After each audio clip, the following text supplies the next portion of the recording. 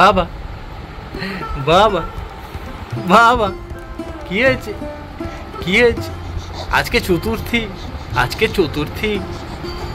হ্যাঁ বলো শুভ চতুর্থী, বলো বলো শুভ চতুর্থী সবাইকে বলো বলো। এই যে এই যে এই যে ও শানু, এই যে এই যে এই যে। হ্যালো বন্ধুরা, সবাই কেমন আছো? আজকে হচ্ছে চতুর্থীর সন্ধ্যাবেলা তোমাদেরকে জানাই অনেক অনেক অনেক স্বাগত আমাদের চ্যানেলে। আজকে পুজো অ্যাকচুয়ালি আমাদের কাছে পুজো মানে হচ্ছে ষষ্ঠী থেকে। সত্যি কথা বলতে এখন একটা নতুন ট্রেন্ড বেরিয়েছে যে সবাই দ্বিতীয়া তৃতীয়া মানে মহালয়ার দিন থেকে দেখছি ঠাকুর দেখতে পারে সবাই, কিন্তু আমি যেটা মনে করি আমি সেটাই করছি। আমি ষষ্ঠী থেকেই পুজোটা এনজয় করতে ভালোবাসি। তো আজকে চতুর্থী, তো আজকে ভাবলাম যে আমাদের বাঁশদ্রোণী এলাকায় মোটামুটি অনেকগুলোই ঠাকুর হয়, কিন্তু তার মধ্যে দিয়ে কয়েকটা ঠাকুরের এখনো মুখ ঢাকা রয়েছে আর কয়েকটা জায়গায় এখনো ঠাকুর আসেনি। তো আমি 3-4টে ঠাকুর তোমাদেরকে শেয়ার করবো যে কটা পারি। আর তার সাথে একটু হাজরায় যাব, আর হাজরা পার্কের যে অটো থিমের অটো চালক যারা রয়েছেন আর কি, তাদের যে থিমের যে একটা পরিকল্পনা তারা করেছে। তো আমার ইচ্ছা আছে যে হাজরা পার্কের ওই ঠাকুরটাও তোমাদেরকে আজকে শেয়ার করব। তো আজকে আগে যাই হাজরা পার্কে ঠাকুরটা তোমাদেরকে দেখাই, তারপর হাজরা পার্ক থেকে চলে আসছি আমাদের বাঁশদ্রোণী এলাকার 3টে ঠাকুর নিয়ে কি 4টে ঠাকুর নিয়ে, মেবি যাই থাক তার মধ্যে ইনক্লুড আমার পাড়ার ঠাকুরটাও থাকবে। আর আরেকটা কথা তোমাদেরকে শেয়ার করি, আমার ছেলের প্রথম দুর্গাপুজো, আর প্রথম দুর্গাপূজা আমার ছেলে প্রথম দুর্গা ঠাকুর দেখবে এই বছর। আমাদের পাড়ার ঠাকুরটাই দেখাবে, বাবা ওকে নিয়ে যাবে। তো আমি আগে ঘুরে টুরে আসি, বাবাও যাচ্ছে আমার সাথে, আর তারপর তোমরা দেখতে থাকো যা হচ্ছে। আর হ্যাঁ, সবাইকে জানাই হ্যাপি চতুর্থী।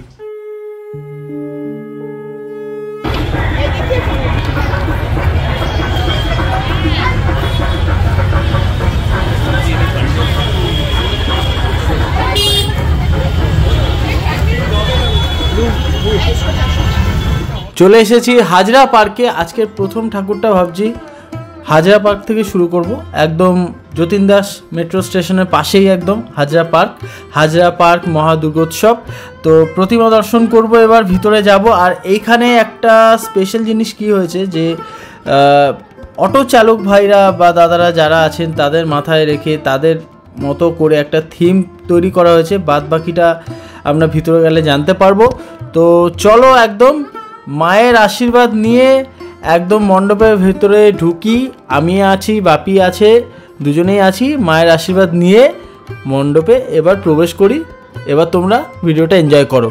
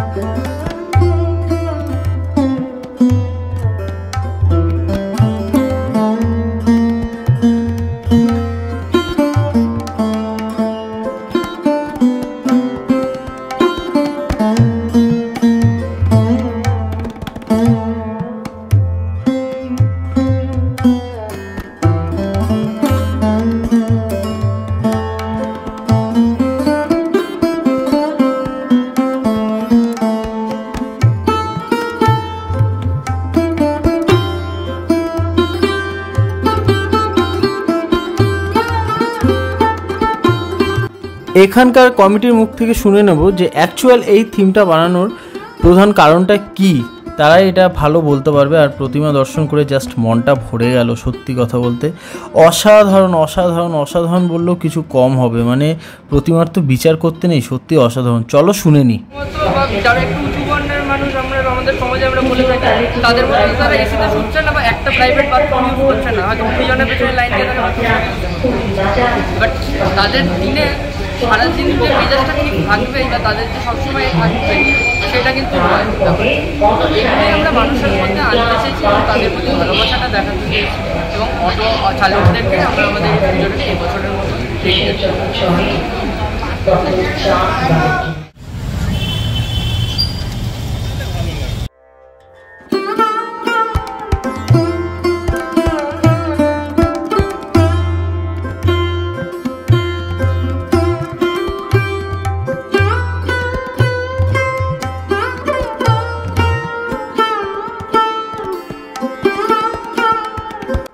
আমাদের পরের ডেস্টিনেশন যেহেতু বলেছিলাম বাঁশদ্রোণীর ঠাকুর দেখাবো, তো বাঁশদ্রোণী চলে এসেছি। বাঁশদ্রোণী HL সরকার রোড, এখানে একদম রাস্তার উপরে এখানে সব ব্যবসায়ী সমিতিরা পুজো করেন।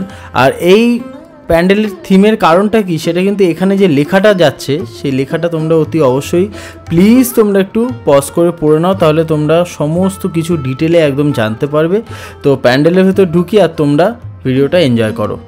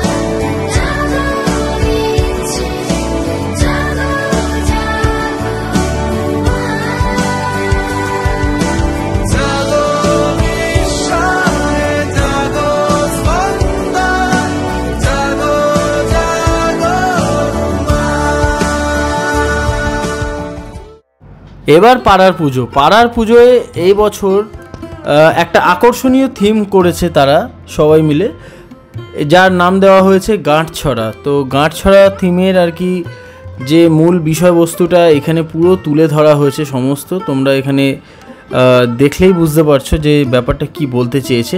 তো তোমরা দেখো, ধীরে ধীরে তোমরা বুঝতেই পারবে।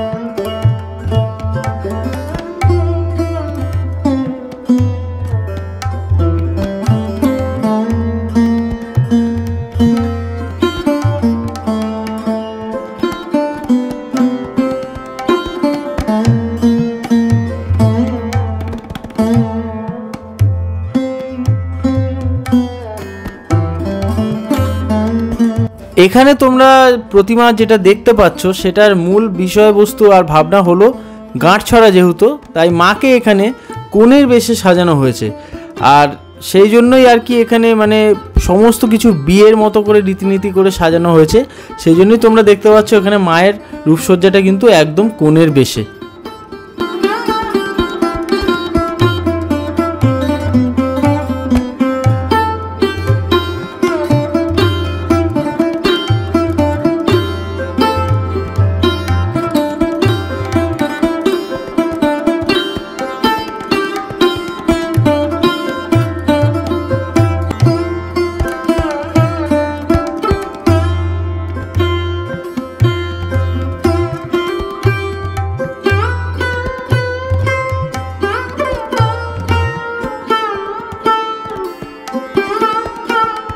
আমার ব্যক্তিগত সব থেকে সুন্দর মুহূর্ত লেগেছে এইটা, শিব গৌরী বা শিব পার্বতীর বিয়ে।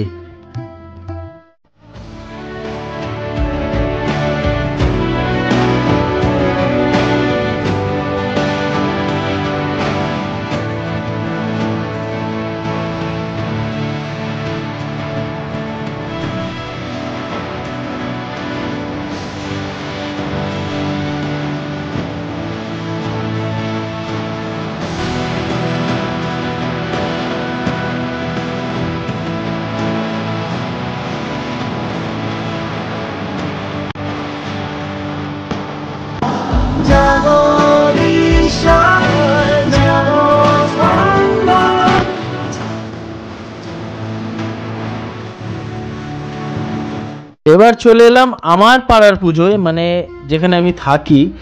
তো সেই পাড়ার পুজোতে চলে এসেছি, একদম আমার বাড়ির পাশেই মণ্ডপ। এখানে কোনো থিম বা কোনো প্যান্ডেল তৈরি হয় না, কারণ এটা অলরেডি মণ্ডপ তৈরি করাই আছে, জাস্ট উপরে ছাদের ওখানে প্যান্ডেল তৈরি করা হয়েছে। আর মণ্ডপটা তোমরা দেখতে পাচ্ছ, দুর্দান্ত, অসাধারণ বললেও মানে কি বলবো কম হবে। আর যে লাইটিংটা এতক্ষণ ধরে তোমরা দেখে এলে সেটা হচ্ছে এরকম আমার বাড়ির সামনে দিয়ে রাস্তা দিয়ে পুরো লাইটিংটা এরকম গেছে, আর এইদিকেও কিছুটা গেছে। তো প্রচুর লাইট দিয়ে পুরো রাস্তাটা আলোয় আলোয় একদম আলোকিত করা হয়েছে সত্যি কথা বলতে। তো প্যান্ডেলের ভেতরে এবার আমি ঢুকি, প্যান্ডেলের ভেতর ঢোকার পর তোমাদেরকে প্রতিমা দর্শন করাবো। আর তোমরা অতি অবশ্যই কমেন্ট করে জানিও যে আজকে যে কটা ঠাকুর, মানে খুব সাধারণ হলেও 3-4টে ঠাকুর তোমাদেরকে খুব অল্প সংখ্যকই দেখিয়েছি, তো তোমাদের সেটা কেমন লাগলো তোমরা অতি অবশ্যই কমেন্ট করে নিচে জানিও।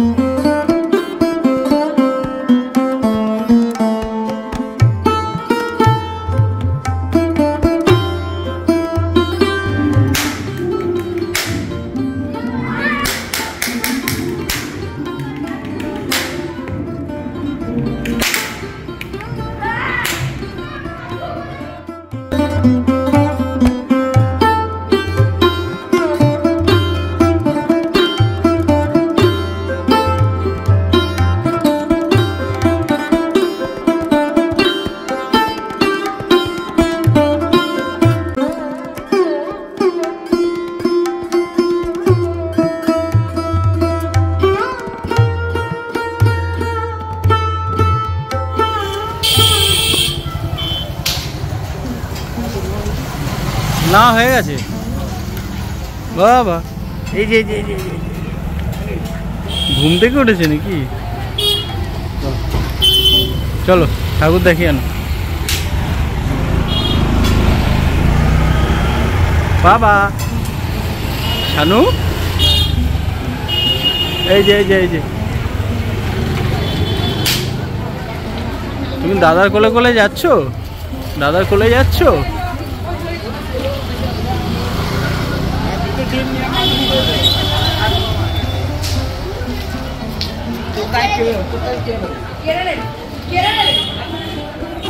লাইট দেখতে দেখতে যাচ্ছে, লাইটের দিকে তাকিয়ে আছে, লাইটের দিকে হা করে তাকিয়ে আছে।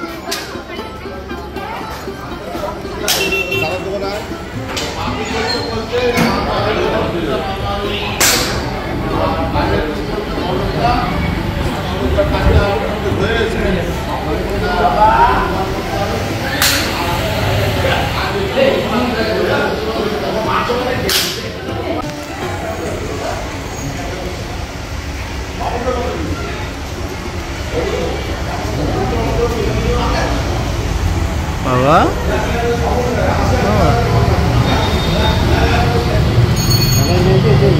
এই যে লাইটের দিকে তাকিয়ে আছে, লাইটের দিকে তাকিয়ে আছে।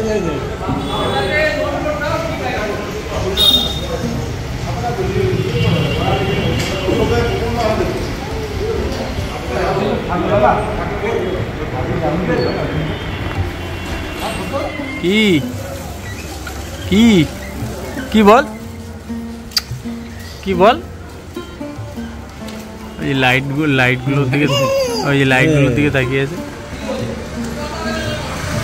এই যে এই যে এই যে এই যে টাকা টাকা রে পাগলা। তুমি ঠাকুর দেখে এলে? তুমি ঠাকুর দেখে এলে?